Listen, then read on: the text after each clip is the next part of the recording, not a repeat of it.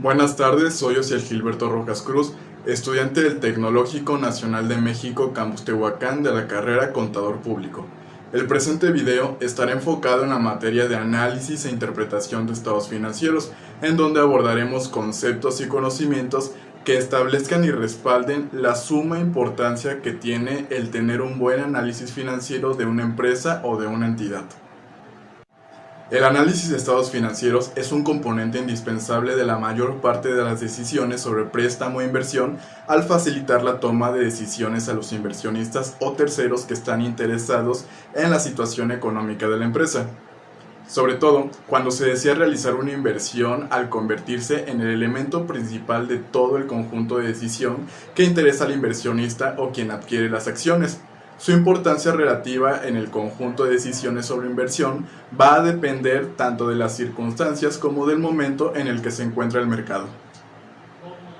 Para que se pueda llevar a cabo un buen análisis, se debe estar familiarizado con los elementos de los estados financieros, como lo son el activo, pasivo, capital, ingresos y egresos.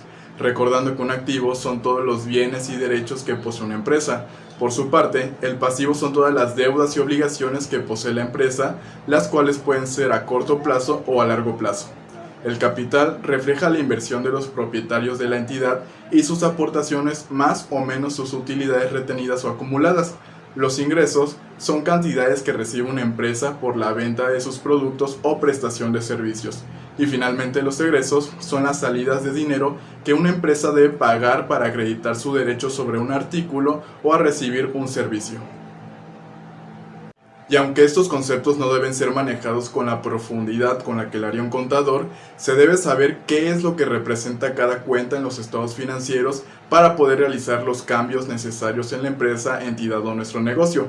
Estos entornos de evaluación permitirán a los administradores de la empresa poder identificar de mejor manera en dónde es que se tienen los problemas para que de este modo ellos puedan identificar las alternativas de solución para así obtener resultados óptimos.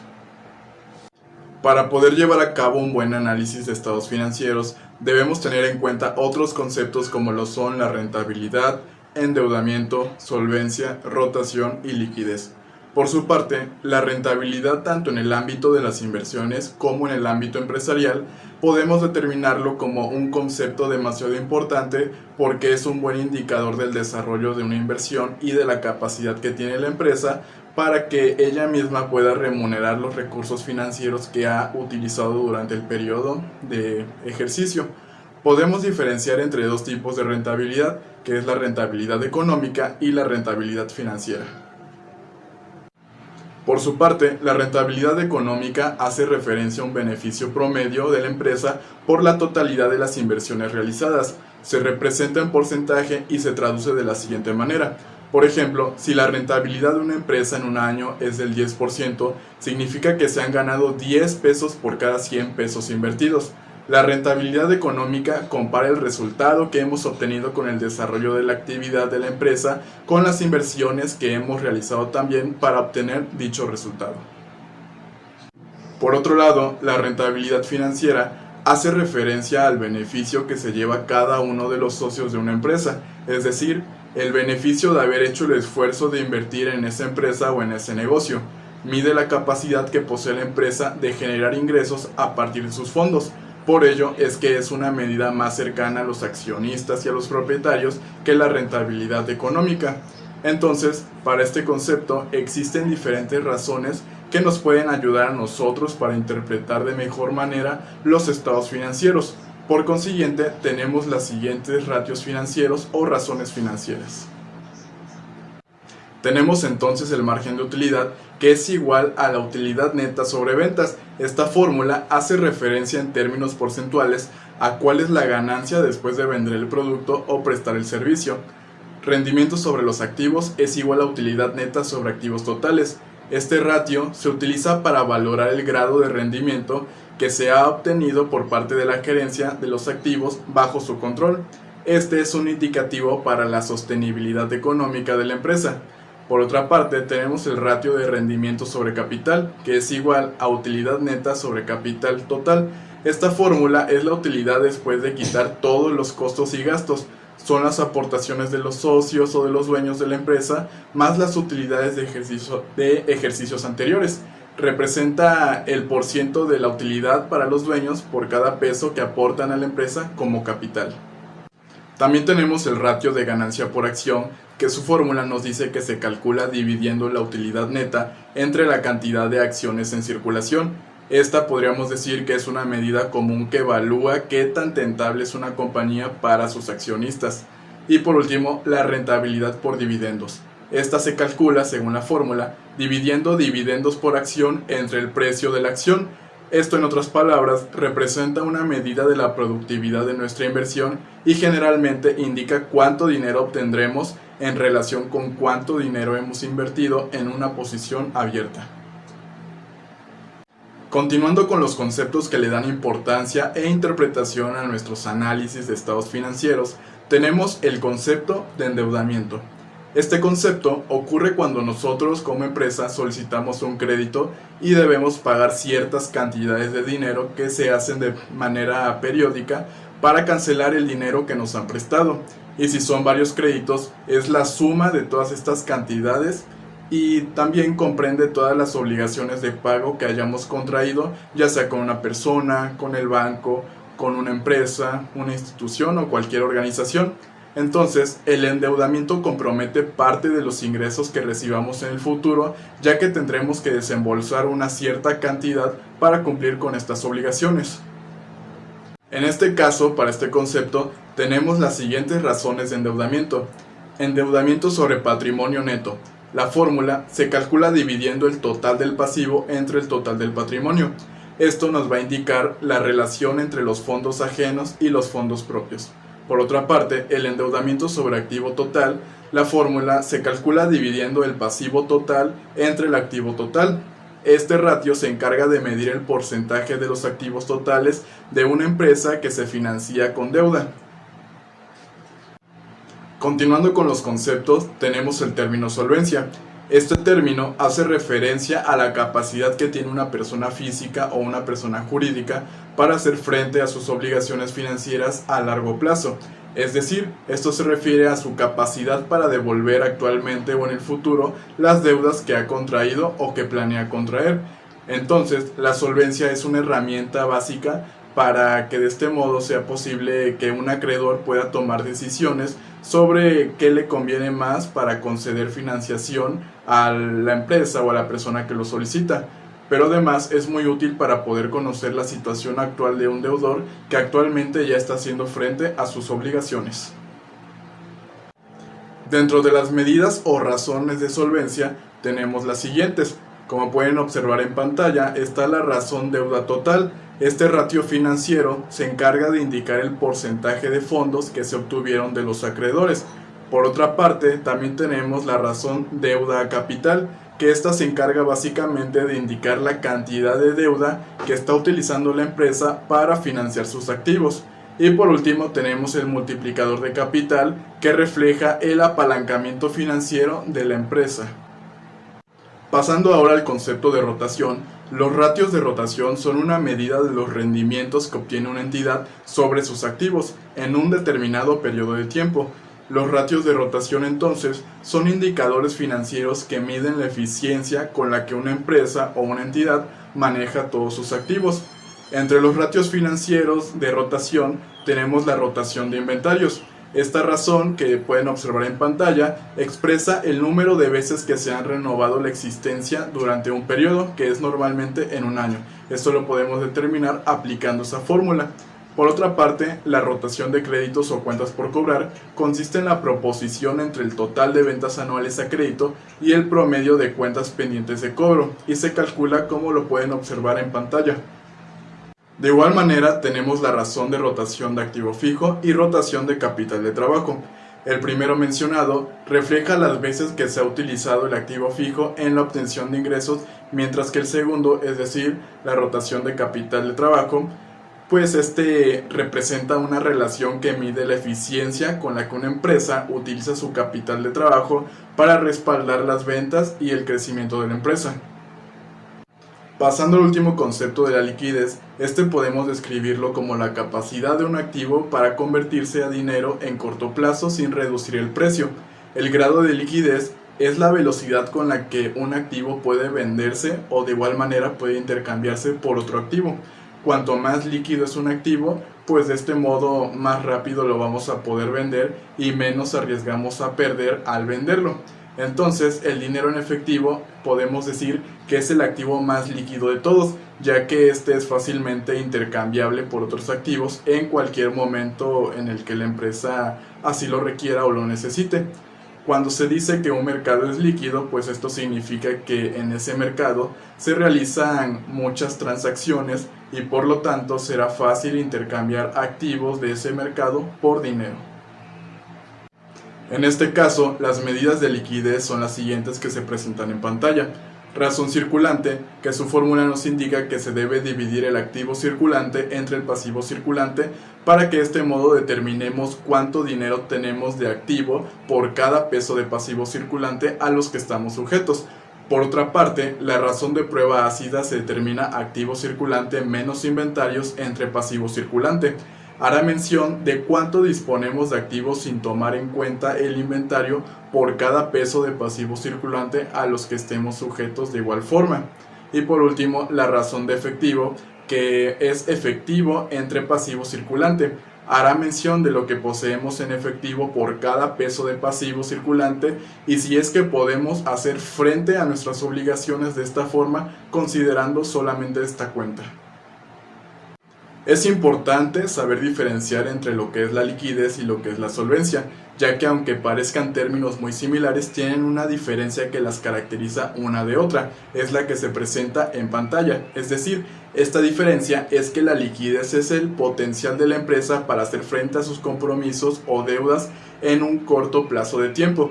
Es por ello que en este caso manejamos los rubros del activo circulante y pasivo circulante, mientras que por otra parte en la solvencia hace referencia a la disposición de las organizaciones para poder responder a compromisos a largo plazo, es decir, que están enfocados a los rubros del activo, tanto del pasivo no circulante, y pues así corresponde este ratio financiero. Ahora que ya analizamos estos conceptos, procederemos a enfocarnos en los métodos de análisis financiero.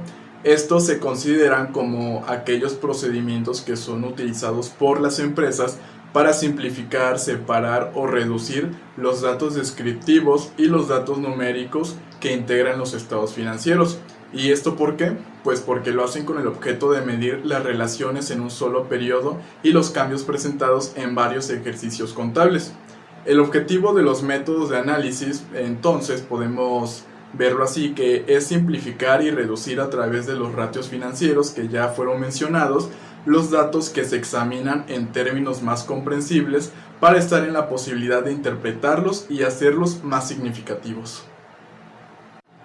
Existen varios métodos para analizar el contenido de los estados financieros. Sin embargo, en este caso, tomando como base la técnica de la comparación, que es en la que nos vamos a enfocar, podemos clasificarlos en forma enunciativa y no limitativa de la siguiente forma que se presenta en pantalla, es decir, en el análisis vertical o estático y en el análisis horizontal o dinámico. El método de análisis vertical o estático se aplica para analizar un estado financiero a una fecha fija o correspondiente a un periodo determinado y estudia también las relaciones entre los datos financieros de una empresa, pero para un solo juego de estados, es decir, para aquellos que corresponden a una sola fecha o a un solo periodo contable. Esto es lo que lo diferencia del análisis horizontal. Por otra parte, el método de análisis horizontal o dinámico, como también se le conoce, se aplica para analizar dos estados financieros de la misma empresa a fechas distintas, que lo diferencia del vertical, o correspondientes a dos periodos o ejercicios. Estudia entonces las relaciones entre los elementos financieros para dos o más juegos de estados financieros, es decir, para los estados de fechas o periodos sucesivos. Por consiguiente, representa una comparación o dinámica en el tiempo. Es por eso que se le conoce también con ese nombre. Ahora bien, para comprender mejor su aplicación, a continuación vamos a analizar un balance general de manera vertical con un pequeño ejemplo. y posteriormente en otro ejemplo lo haremos pero de manera horizontal para poder examinar la estructura de sus rubros, es decir, activo, pasivo y capital, y finalmente dar una conclusión general de la importancia del análisis de los estados financieros. Para el ejemplo del análisis vertical tenemos el siguiente ejemplo del balance general al 31 de diciembre del 2020 de la empresa Tornillos y Tuercas S.A. En el rubro del activo tenemos lo que es bancos, clientes, almacén, bancos por 800,000, clientes 400,000 y almacén por 300,000, lo cual nos da un total de activo de 1.500.000 pesos. Por otra parte, en el activo tenemos proveedores por 300,000 pesos, crédito bancario por 750,000, obteniendo así un total de pasivo de 1.050.000 pesos. Por otra parte, el capital social representa 350,000 pesos y el resultado del ejercicio 100,000, dando un resultado de 450,000 pesos. Sumando las cantidades del total de pasivo más total de capital social, se atiende a la teoría de la partida doble junto con el activo, es decir, obteniendo la cantidad de 1.500.000 pesos. Ahora bien, analizando verticalmente este estado financiero, tenemos que sacar los porcentajes a los que corresponde cada cuenta por cada rubro. Es decir, en el caso de los bancos tenemos 800,000 pesos. Para sacar su porcentaje vamos a dividir los 800,000 pesos entre 1.500.000, que es el total del activo, y el resultado lo multiplicaremos por 100, obteniendo así un porcentaje del 53%. Lo mismo para los siguientes rubros, es decir, las cuentas de clientes y almacén, obteniendo el 27% y 20%. Y asimismo haremos con el pasivo y el capital, obteniendo los porcentajes que se muestran en pantalla y en representación gráfica del lado derecho. Podemos analizar en este pequeño ejemplo que del total del activo del negocio tenemos 1.500.000 pesos, 53% pertenecientes a los bancos, es decir, más de la mitad del activo está representado por dinero en cuentas bancarias. 27% los clientes lo representan, es decir, son cuentas que aún tenemos pendientes de cobro y puede que nos paguen en 30, 60 o 90 días de acuerdo a las políticas de la empresa. Pero mientras eso no ocurra, debemos reflejar ese importe en nuestra cuenta de clientes. Nuestro almacén son por 300,000 pesos, de tal modo que de almacén tenemos 20%, todas nuestras materias primas, artículos terminados y todo lo que utilizamos para vender representa el 20% del total del activo de la empresa. En el pasivo tomamos de igual modo la totalidad de 1.500.000 porque la totalidad de nuestro patrimonio es por la misma cantidad. Y para poder representar esa cifra sumamos el total de pasivo más capital para atender a la teoría de la partida doble.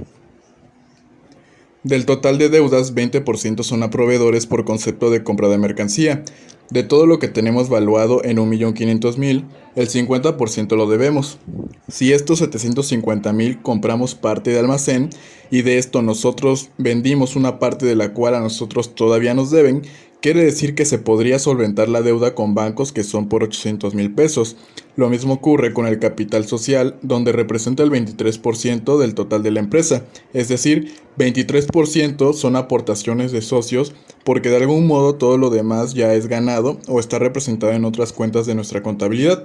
Finalmente, el resultado del ejercicio representa el 7% del total del negocio. Ahora bien, realizando el ejemplo del análisis horizontal, tenemos el siguiente balance general que se presenta en pantalla. Como podemos observar, nuestro balance está dividido en los rubros de activo, pasivo y patrimonio. Representa los años del 2017, 2018 y 2019. Analizándolo detalladamente, podemos observar que se marcan las diferencias de cada año respecto al anterior. En este caso, el activo corriente tiene las cuentas de efectivo, cuentas por cobrar a clientes, otras cuentas por cobrar, inventarios y pagos anticipados. Por otra parte, el activo no corriente tiene la propiedad, planta y equipo y su depreciación correspondiente y otros activos. En el pasivo tenemos el pasivo corriente con cuentas por pagar a proveedores, cuentas por pagar al Estado, acumulaciones y otras cuentas por pagar. En el pasivo no corriente tenemos acumulaciones a largo plazo, otras pasivos no corrientes, y patrimonio tenemos los que es el capital y aportes, reservas y ganancias retenidas, para así obtener el total de pasivo más patrimonio, atendiendo a la teoría de la partida doble, que es activo igual a pasivo más capital. Ahora bien, podemos observar en el análisis horizontal monetario que marca las diferencias en términos de cifras de pesos de un año respecto a otro. Posteriormente tenemos el análisis horizontal porcentual que marca esas mismas cantidades pero en términos de porcentaje. Si analizamos bien este estado financiero podemos deducir lo siguiente. La empresa creció en más del 7% en sus activos. Este crecimiento se debió principalmente en efectivo por más de 2 millones e inventarios por más de 1 millón de pesos. Los pagos anticipados y otras cuentas por cobrar disminuyeron un 23.15% y 83.62% respectivamente. Sin embargo, en valores monetarios no fueron muy representativos sus variaciones comparadas con las de otras cuentas. La empresa disminuyó sus inversiones de largo plazo, pues creció mucho más la depreciación que sus activos fijos. Por otra parte, respecto al financiamiento, la empresa disminuyó sus pasivos 11.37% e incrementó su patrimonio en 15.94%, lo cual quiere decir que está cambiando su estructura de financiamiento apostando más por recursos propios que por recursos ajenos. Otro sería que aunque las reservas han tenido un crecimiento de más del 44%, es realmente las ganancias retenidas que con el aumento de casi 3 millones de pesos ha logrado incrementar el patrimonio. Y por último, que en el pasivo la empresa ha dejado de endeudarse para inversiones de largo plazo y más bien ha incrementado las cuentas del pasivo corriente, es decir, el circulante o corto plazo. Prácticamente ha cancelado sus deudas no corrientes y se ha endeudado mucho más con el Estado, proveedores y empleados. En conclusión, el análisis financiero es un tema muy extenso y sin lugar a dudas constituye una herramienta fundamental para que en una organización logre una gestión financiera eficiente. Realizarlo es de vital importancia para el desempeño financiero de la empresa. ¿Por qué? Pues se trata de una fase gerencial analítica basada en información tanto cualitativa como cuantitativa, cuya aplicación permite conocer la salud financiera de la organización o de la empresa o negocio según sea el caso, mediante el cálculo de indicadores que tomando como fundamento la información registrada en los estados financieros, arrojan las cifras correspondientes que expresan tanto el nivel de liquidez, el grado de solvencia, la eficiencia, el manejo de los activos e inversiones, la capacidad de endeudamiento, así como también el nivel de rentabilidad y rendimiento obtenido sobre las ventas, activos, inversión y el capital. Por lo tanto, llevar a cabo un buen análisis de los estados financieros mediante estos ratios financieros o razones financieras siempre va a ser una de las mejores opciones para que de este modo la empresa pueda progresar año con año.